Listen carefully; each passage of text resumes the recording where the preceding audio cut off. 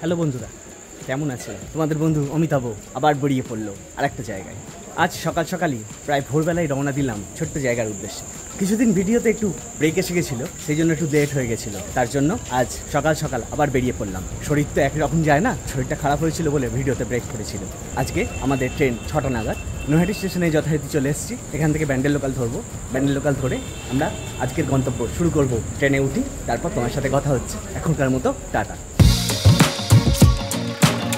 নৈহাটি থেকে ট্রেনে উঠে পড়লাম। আমাদের ট্রেন এখন ব্যান্ডেল যাবে। বাঙালির একটু সুযোগ পেলেই বেরিয়ে পড়ে ছোট্ট একটা জায়গার উদ্দেশ্যে। আর হাতে যদি একদিন টাইম হয়, পুরো দিনটা কাজে লাগাবার চেষ্টা করে। আর সেই জায়গাকে এক্সপ্লোর করার জন্য আমাদের ছোট্ট জায়গা আর মাটির জায়গা সব থেকে প্রিয়, সেখানে আমরা যাচ্ছি। থাম্বনেল এন্ড টাইটেল দেখে আপনারা জানতেই পেরেছেন কোন জায়গায় আমরা যাচ্ছি। তাহলে যেতে যেতে বাকি কথা হচ্ছে। আর এই জায়গায় যেতে গেলে ডেসক্রিপশন বক্সে আমি প্রত্যেকটা জায়গার ট্রেনের লিস্ট দিয়ে দিলাম। হাওড়া থেকে কটা ট্রেন আছে এবং শিয়ালদা থেকে কটা ট্রেন আছে, পরপর লিস্টটা দেখে নেবেন। যার সুবিধা মতো সেটাই আপনি ধরে নেবেন।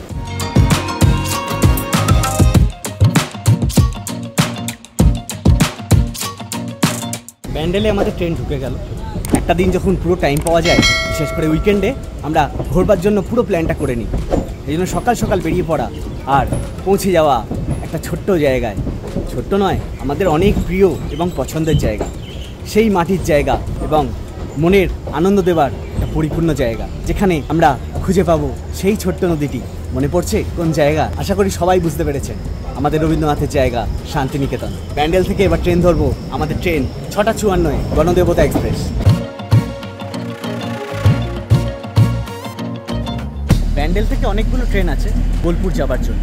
যাদের প্ল্যান আছে একদিনে গিয়ে একদিনে ফিরে আসবে শান্তিনিকেতন থেকে, তারা আমার মতোই ভোরবেলা বেরোতে পারবেন এবং রাত্রিরে ট্রেন ধরে আবার ব্যাক করে চলে আসতে পারবেন। আমাদের ট্রেন গণদেবতা অ্যানাউন্স করে দিল, ব্যান্ডেলে ঢুকছে এবার। হাওড়া থেকে ছেড়ে দিয়েছে 6:05-এ। এখানে টাইম হচ্ছে 6:52-তে। ট্রেনে উঠি, তারপর কথা হচ্ছে আপনাদের সাথে। ট্রেন ঢুকে গেছে। C1 কোচেতে আমরা ঢুকছি। আমার সিট নাম্বার পড়েছে 69। চলো ট্রেনে উঠি, এবার বাকি কথা হচ্ছে ট্রেনের ভেতরে কি। ট্রেনের ভেতরে আমরা ঢুকেই গেলাম। সিট অ্যারেঞ্জমেন্টগুলো এইরকম, এদিকে 2টো আর এদিকে 3টে। ঘুরতে ঘুরতে আমাদের সিটের কাছে আমরা পৌঁছে গেছি। এটা হচ্ছে আমাদের সিট নাম্বার। সিট অ্যারেঞ্জমেন্ট তো দেখলেন, বা সিটের পজিশনগুলো একবার দেখে নিন। সিটটা তো এখানে পড়েছে, প্লাস এখানে খাবার রাখার জন্য জায়গা দিয়েছে। ফুড রেস্টটাও দিয়েছে নিচের দিকে, কিন্তু অনেকটাই দূরে। আর এখানে প্লাগ পয়েন্ট আছে।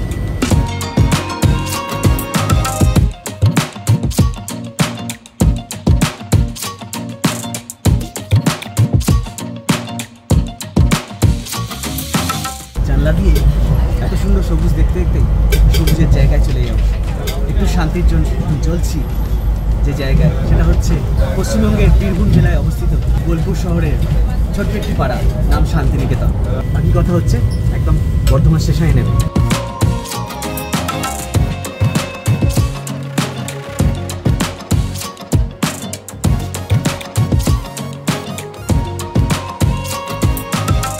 সাতষট্টি কিলোমিটার পথ পেরিয়ে হাওড়া থেকে 6:05-এর ট্রেনে এখন বর্ধমান এসে পৌঁছালো। ঠিকঠাক টাইমেই চলছে আপাতত ট্রেন। এবার দেখা হবে পরের স্টেশনটায়।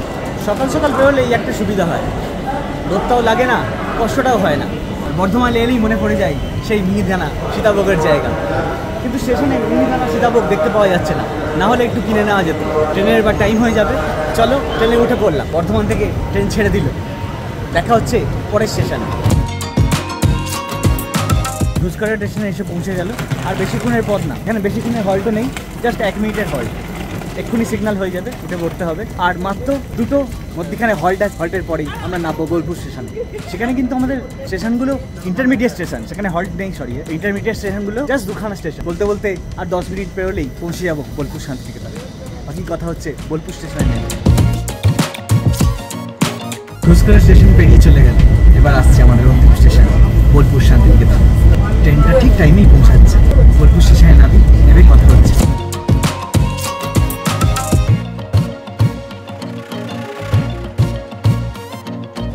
152 কিলোমিটার পথ পেরিয়ে আমরা শান্তিনিকেতন এসে পৌঁছে গেলাম। স্টেশনে নেবে এবার টোটো আছে বাইরে টোটো দেখতে হবে। সেই টোটো বুক করে আমাদের বেরিয়ে পড়তে হবে একদিনের ভ্রমণে শান্তিনিকেতনের যতগুলো স্পট পাওয়া যায়।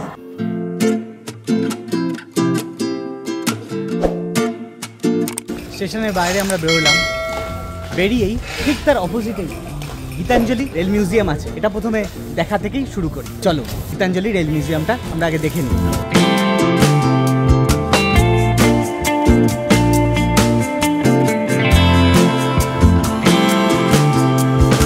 স্টেশন থেকে বেরিয়েই একবার রেল মিউজিয়ামটা দেখে যাবে। রেল মিউজিয়ামটার ভেতরে ক্যামেরা করা গেল না, যতটা পারলাম চেষ্টা করলাম। কবিগুরু যে ট্রেনটা করে এখানে এসেছিলেন তার পুরো ট্রেনটার বগিটা এখানে রাখা আছে। এইটাই হচ্ছে এই মিউজিয়ামটার মূল আকর্ষণ। আর মিউজিয়ামটার চারপাশ এত সুন্দরভাবে সাজানো, বেশ ভালো লাগবে। বিশেষ করে শান্তিনিকেতন জায়গাটাই এত সুন্দর, আপনার মন এমনিই ভরে যাবে। স্টেশন থেকে বেরিয়েই ঠিক অপোজিটেই এখানে গাড়ি আছে, আর ওখানে পরপর টোটোগুলো দেখতে পাচ্ছেন, টোটো আছে। যেটা ইচ্ছা মতো আপনারা বুক করে নিয়ে আপনারা পুরো শান্তিনিকেতন ঘুরতেই পারেন। টোটো আমাদের চলে এসছে, নতুন আজকে পুরো আমাদের ঘোরাবে শান্তিনিকেতন। চলো টোটোতে উঠে তোমার সাথে দেখা হচ্ছে একের পর এক জায়গায় গিয়ে। টোটোতে করে রওনা দিলাম। প্রথম ডেস্টিনেশন আমাদের কঙ্কালীতলা, অনেকটাই দূর, প্রায় 10 কিলোমিটার আমাদের কঙ্কালীতলা। আর রাস্তাঘাট দেখো, সকালে ভিড়টা দেখেছো?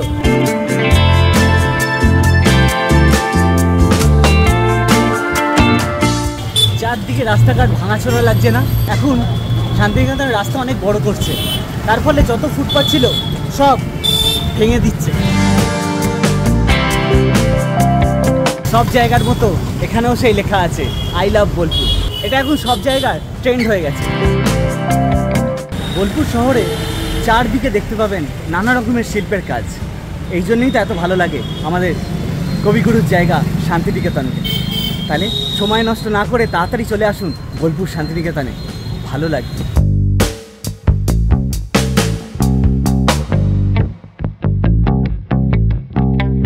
এটা হচ্ছে সেই পাঠশালাটা, এখনো সেই আগেকার দিনের মতোই মাঠে বসে একটা সময় পড়ানো করানো হয়। রবীন্দ্রনাথের পাঠশালা হচ্ছে এটাই সেই। এই বটগাছটা রবীন্দ্রনাথ নিজেই এখানে পুঁতেছিলেন। 3টে ধাপে করা আছে বলে এর নাম 3 পাহাড়ি। দেখছেন কি সুন্দরভাবে 3টে ধাপ করে করা আছে। এটা কৃত্রিমভাবেই হয়েছে। পুকুর থেকে মাটিগুলো এখানে রাখা হয়েছিল, সেইখানে রবীন্দ্রনাথ বটগাছটা নির্মাণ করেছিল। তাকে ঘিরে এখন নাম এটা 3 পাহাড়ি। মনে পড়ছে সেই তাল গাছটা দেখে, তাল গাছ এক পায়ে দাঁড়িয়ে সব গাছ ছাড়িয়ে উঁকি মারে আকাশে। কি সুন্দরভাবে তৈরি করেছে দেখেছেন?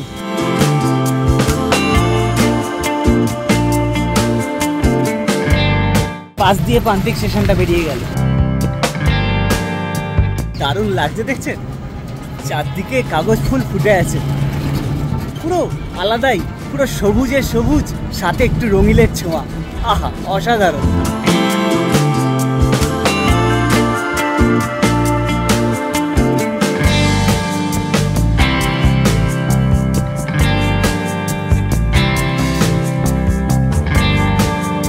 গ্রামটার নাম হচ্ছে আদিতপুর গ্রাম। কঙ্কালীতলায় যাওয়ার রাস্তাতেই পড়বে মনসা মন্দির, খুব সুন্দর দেখতে। এই আদিতপুর স্কুলের ঠিক পাশেই মা মনসার মন্দিরটা দেখতে পাবেন, রাস্তায় যেতে যেতেই পড়বে।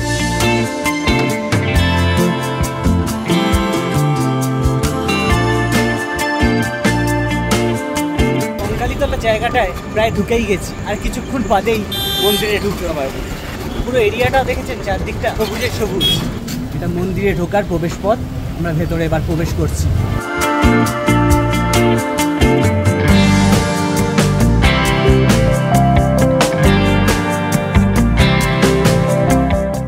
এই সেই কোপাই নদী, ছোটবেলায় সেই পড়েছিলাম না, মনে আছে? আমাদের ছোট নদী চলে আঁকে বাঁকে, বৈশাখ মাসে যার হাঁটু জল থাকে। সেই কোপাই নদী এঁকে বেঁকে কি সুন্দরভাবে চলে গেছে। আর কোপাই নদীর ধারেই ঠিক গঙ্গা আরতি যেরকম দেখিয়েছিলাম আপনাদের বাবুঘাটে কলকাতায়, সেরমভাবেই এইখানেও খুব সুন্দরভাবে করেছে। বেদি করা আছে, সন্ধ্যের সময় আরতি হয়, খুব সুন্দর লাগবে। যারা সন্ধ্যেবেলা আসবেন পুজো দিতে তারা এটা উপভোগ করতে পারবেন। চলুন এবার মন্দিরে প্রবেশ করা যায়। এটা মায়ের ভোগের ঘর, এখানেই ভোগ পরিবেশন করানো হয়। মানে মায়ের নিত্য ভোগের ব্যবস্থা আছে। 50 টাকা করে টিকিট, আপনারা কেটে এখানে দুপুরে নিত্যভোগ নিতেই পারবেন।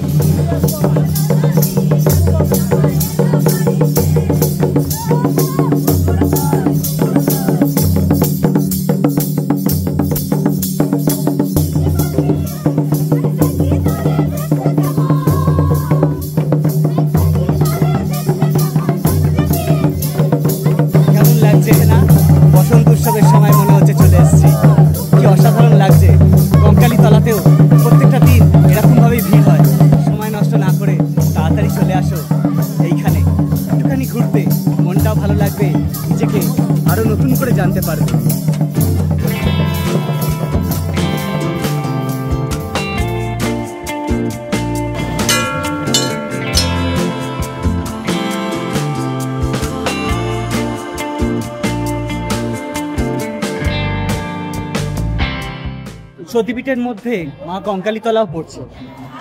এখানে বলে মায়ের কাঁখাল পড়েছিল, সেই জন্য এটার নাম মা কঙ্কালীতলা। সামনে একটা কুণ্ড দেখাচ্ছি আপনাদের, এই কুণ্ডতে বলে মায়ের কাঁখালটা এখানে আছে, সেই জন্য এই নাম পবিত্র কুণ্ড। এই কুণ্ডতে হাত দেবেন না, কেউ মুখ ধোবেন না, কেউ পা দেবেন না, এটা হচ্ছে মায়ের পবিত্র কুণ্ড। এইখানেই সেই কাঁখালটা আছে। মায়ের মন্দিরে এলে মনটা একটা আলাদাই ভারাক্রান্ত হয়ে যায়।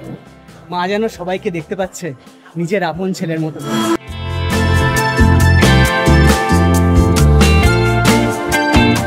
এখানেও সেই লেখা, আই লাভ মা কঙ্কালীতলা।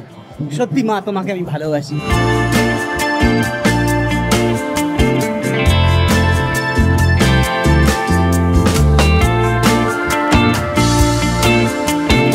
পুজো দেওয়ার জন্য এখানে অনেক ডালা পাওয়া যাচ্ছে।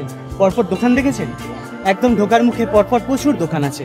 আপনাদের পছন্দ মতো ডালা নিয়ে আপনারা মায়ের পুজো দিতে পারবেন।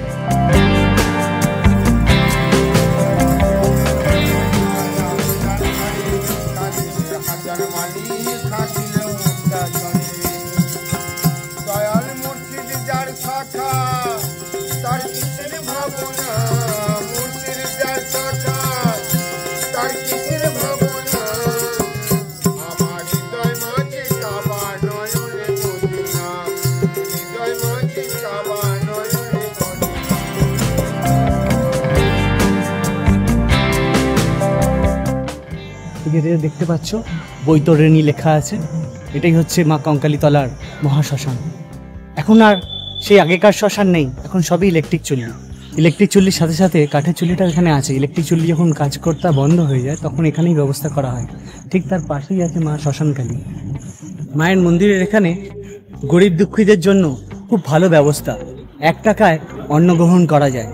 যারা গরিব দুঃখীরা আছে তারা পেট ভরে খাওয়া দাওয়া করতে পারবে মাত্র 1 টাকায়।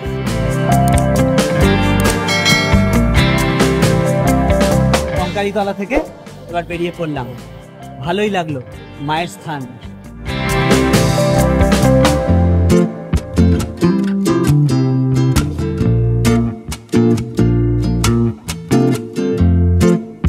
তালতরে গ্রামের ভেতর দিয়ে যাচ্ছি আসল কোপাই নদীটা দেখতে, যেটা একটু আগে দেখালাম মা কঙ্কালীতলার ভেতর দিয়ে গেছে। এখানে কবিতাটা সেই লেখা হয়েছিল, আমাদের ছোট নদী চলে আঁকেবাঁকে। এইখানে সেই হাঁটু জলই দেখা যায়, কিন্তু মা কঙ্কালীতলার ওখানে কোনো সময় জল মরে না। দেখলাম ওখানে চান করছে সব, ডুবো দিল, মানে বেশ ডিপ। কিন্তু এখন যেখানে যাচ্ছি, যেটা আসল কোপাই নদী, সেইখানে কিন্তু অত জল নেই। তালতলা পুরনো ঠাকুর বাড়ি, এই সেই কোপাই নদী।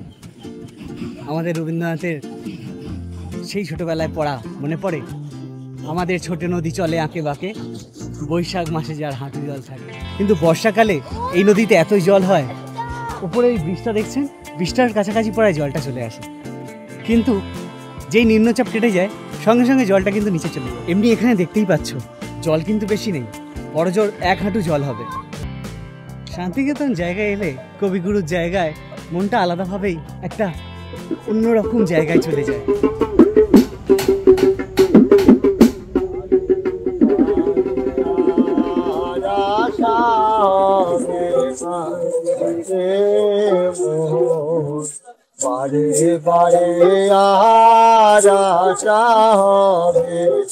এই করেই শান্তিনিকেতনের পরিবেশ এত সুন্দর, চারদিক। শান্তিনিকেতন আসলে কেন মন ভালো লাগবে না বলুন?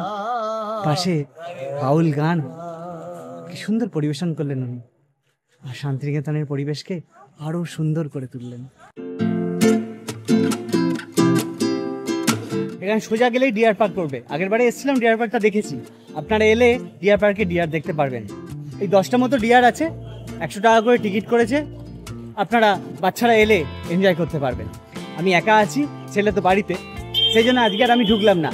ছেলেকে যখন নিয়ে আসবো তখন আরেকবার ডিয়ার পার্ক ঘুরে নিয়ে যাবো। এই উপাসনা কক্ষটা পুরো ইটালিয়ান মার্বেল দিয়ে তৈরি করা। তখনকার দিনে এরকম ভাস্কর্য দেখা যেত না, সেই জন্য এটা দেখবার জন্য অনেকে ভিড় করত। এইটাই সেই উপাসনা ঘর।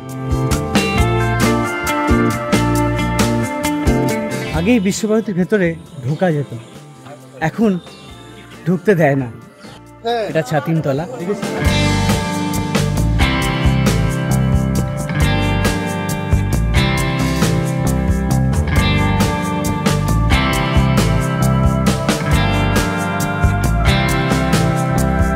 শান্তিনিকেতনের বিশ্বভারতীর পুরো কম্পাউন্ডটা ঘুরে দেখার জন্য আপনারা নিজেরাও যেমন ঘুরতে পারেন, সাথে এখানে অনেক গাইড আছে।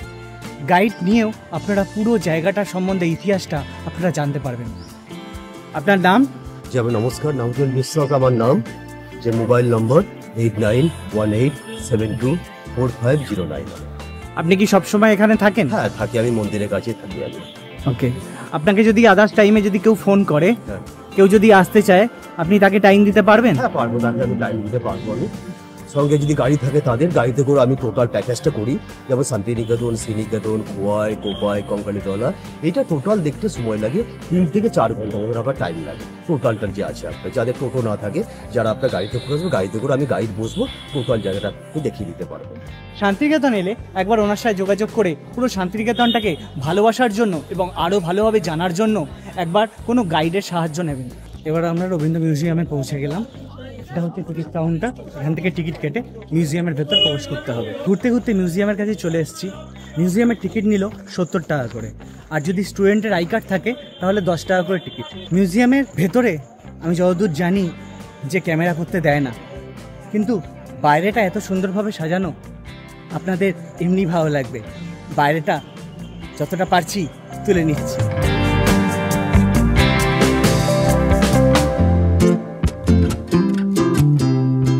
মিউজিয়ামের ভেতরটা খুব সুন্দর। রবীন্দ্রনাথ ঠাকুরের ব্যবহৃত প্রচুর জিনিসপত্র মিউজিয়ামে রাখা আছে। মিউজিয়ামের ভেতরে ক্যামেরা করা পুরোপুরি নিষিদ্ধ আছে। বৃষ্টির মৌসুম, ভেবেছিলাম বৃষ্টি হবে, কিন্তু এতটা রোদ আশা করিনি এতটা রোদ হবে। মিউজিয়ামের ভেতরটা তো দেখলেন, এবার মিউজিয়ামের বাইরে রবীন্দ্রনাথের 5টা বাড়ি আছে এবং রবীন্দ্রনাথের ইউজ করার যে ব্যবহার করা যে গাড়িটা ছিল, সেই গাড়িটাও সুন্দর করে সাজানো আছে। চলুন একের পর এক আপনাদেরকে দেখাই। এটা 3 পাহাড়ি নয়, 3 পাহাড়ির মতোই দেখতে আর একটা বৃক্ষ, বট গাছ।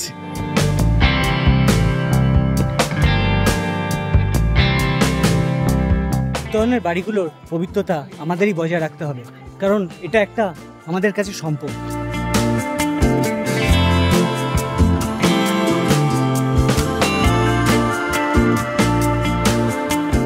হামবার্গের এই গাড়িটা রবীন্দ্রনাথ ইউজ করতেন, সেই গাড়িটাকে এখানে রাখা হয়েছে। 8389 নাম্বার প্লেটে দেখুন লেখা আছে। এই বাড়িটার নাম কোনার্ক। এটা আর একটা বাড়ি দেখলেন, পুনশ্চ। পরপর একই জায়গার মধ্যে 5টা বাড়ি। এবার আমরা যে বাড়িটার দিকে যাচ্ছি সেটার নাম হচ্ছে উদিচি। বিশ্বভারতীর ভেতরটা পুরোটাই দেখালাম আপনাদের। কেমন লাগলো জানাবেন, আর ভালো লাগলে অবশ্যই স্মাইলিং অমিতাভ চ্যানেলে এসে একটা লাইক, শেয়ার আর সাবস্ক্রাইব করে যাবেন। প্রত্যেকটা ছোট ছোট জায়গা এবং বড় বড় জায়গা সবই আপনাদের জন্য আমি নিয়ে আসি। চেষ্টা করি যতটা ভালোভাবে সম্ভব আপনাদেরকে ইনফরমেশান দিয়ে আপনাদেরকে মন ভরাট করার। এটা অমর্ত্য সেনের বাড়ি। এখন চারদিকে পুলিশে পুলিশ, ভেতরে ঢোকার তো পারমিশন নেই, শুধু নিজের কিছু লোকের যদি পারমিশন থাকে তাহলেই ভেতরে ঢুকতে দিচ্ছে। এটা হচ্ছে সৃজনী শিল্পগ্রাম। ভেতরে যাই, ভেতরে গিয়ে দেখতে পাবেন একটা জায়গার মধ্যে অনেকগুলো গ্রাম একসাথে সাজানো। টিকিটটা কাটা হলো, 30 টাকা টিকিট নিল। এবার ভেতরে ঢুকছি। ভেতরে প্রত্যেকটা জায়গা দেখুন, ঢোকবার মুখ থেকে কত সুন্দরভাবে সাজানো।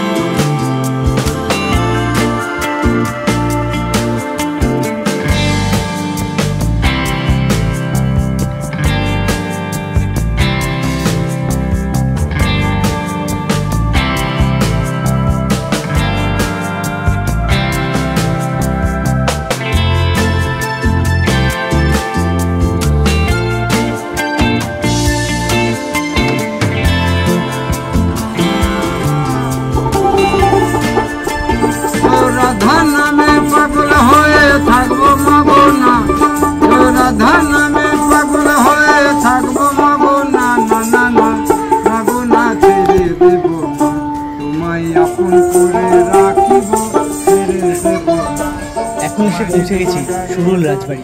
এই রাজবাড়িটা যে রাজা, তিনি প্রচুর প্রতিপত্তিশালী ছিলেন এবং নীল চাষ করে প্রচুর পয়সা ইনকাম করেছিলেন। তার জন্য এই বাড়িটাকে পুরোভাবে তৈরি করেছে।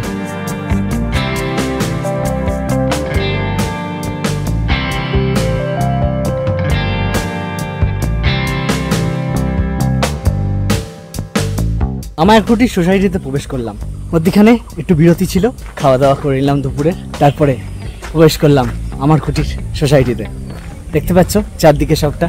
ভেতরটা এবার আস্তে আস্তে যাই, তোমাকে পুরোটা দেখাই।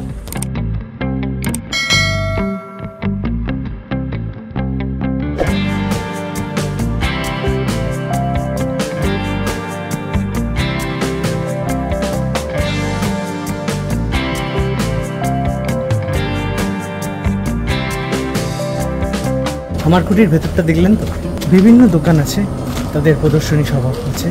প্রদর্শনীর নানা রকম দোকানগুলো করা আছে। এক একটা কাউন্টারে এক এক রকমের জিনিস পাওয়া যায়। কাজগুলো সত্যি অনবদ্য, কিন্তু দামটাও অসাধারণ। আমার কুটিতে এসে একটা দারুণ অভিজ্ঞতা হলো। দেখুন কি সুন্দর পুকুর। পুকুরে চেষ্টা করলাম আপনাদের দেখানোর, কতগুলো মাছ আছে এবং কি বড় বড় মাছ এমনি বাইরে থেকেই দেখা যাচ্ছে।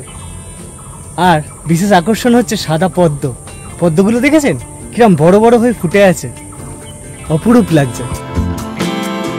দুপুরে খাওয়া দাওয়া এবং থাকারও ব্যবস্থা আছে এই বনবীথি হেসেল ঘর বা আমার কুটির হেসেল ঘর বা দুই কন্যা হেসেল ঘর।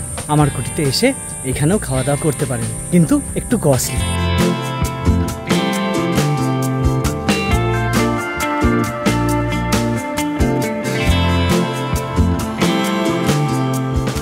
চৌত্রিশ ফুট বুদ্ধটা দেখলেন তো, ঠিক তার অপোজিটেই আছে আমাদের ভাষা শহীদের স্মৃতিস্মারক। এখন এলাম প্রকৃতি ভবনে, যেটা নেচার আর্ট মিউজিয়াম। নেচার থেকে তুলে আনা ভাস্কর্য নিয়েই এই মিউজিয়াম তৈরি করা হয়েছে, সেই জন্য নাম নেচার আর্ট মিউজিয়াম। সামনেই ঢোকার মুখেই এখানে দেখুন সুন্দর একটা ভাস্কর্য দেখতে পাচ্ছেন। ভেতরে ঢুকতে গেলে টিকিট কাটতে হবে। টিকিট কাউন্টার সামনে 30 টাকা করে টিকিট। টিকিট কেটে এখন ভেতরে ঢোকা। সবই গাছের ফসিলস, বুঝতে পারছেন? রবীন্দ্রনাথ যেন খুব স্পষ্ট, খুব সুন্দর লাগছে। শান্তিনিকেতনে রবীন্দ্রনাথের ফসিলস দেখা যাচ্ছে, দেখতে পাচ্ছেন? প্রকৃতি ভবনে এইভাবেই প্রত্যেকটা ভাস্কর্যকে তুলে ধরা হয়েছে। মনে হচ্ছে কি না একটা বার্ড উঠছে, বুঝতে পারছেন? মোরগটা ডাকছে কিন্তু। টিকিট কেটে ভেতরে ঢোকা হলো। টিকিটের চার্জ নিল 30 টাকা। আগে ক্যামেরার জন্য নিত 20 টাকা, এখন মোবাইল ক্যামেরাতেও 20 টাকা করে নিয়েছে।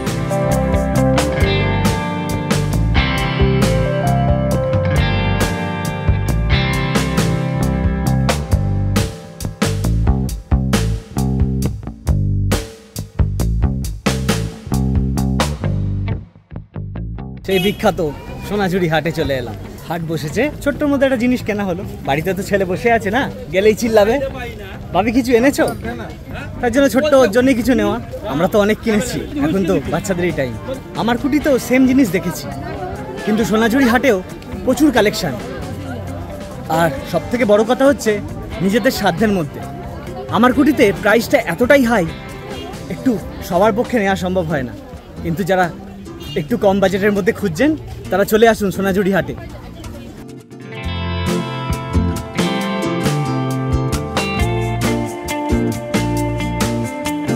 এটা খোয়াই নদী, কি অবস্থা দেখুন।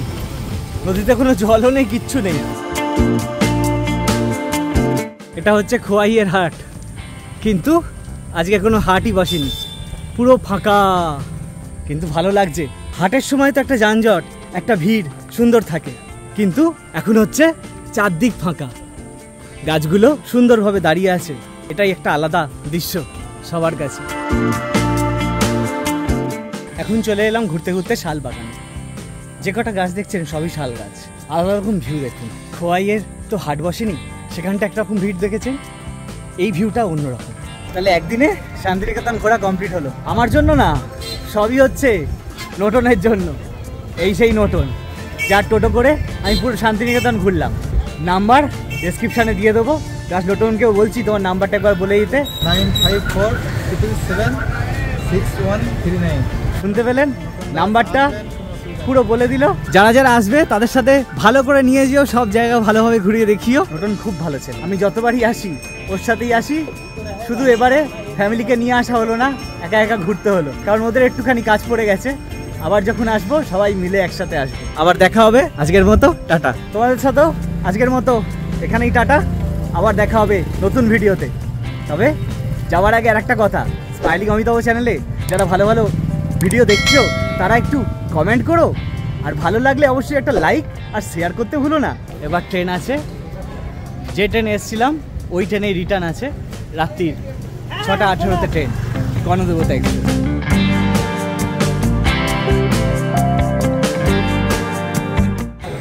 যাওয়ার ট্রেন এসে গেছে। সকালে বেরিয়ে ব্যান্ডেলে এসে পৌঁছে গেলাম রাত্রি 8:30টায়। মানে একদিনেই পুরো ঘুরে কমপ্লিট করে নেওয়া যায় বোলপুর শান্তিনিকেতন। একটু চাপ হয়, একটু হেক্টিক হয়ে যায়, কিন্তু হাতে যদি টাইম না থাকে মনকে সান্ত্বনা দিয়ে চলে যাওয়া যায় একটা নতুন জায়গার উদ্দেশ্যে। আজকের মতো টাটা।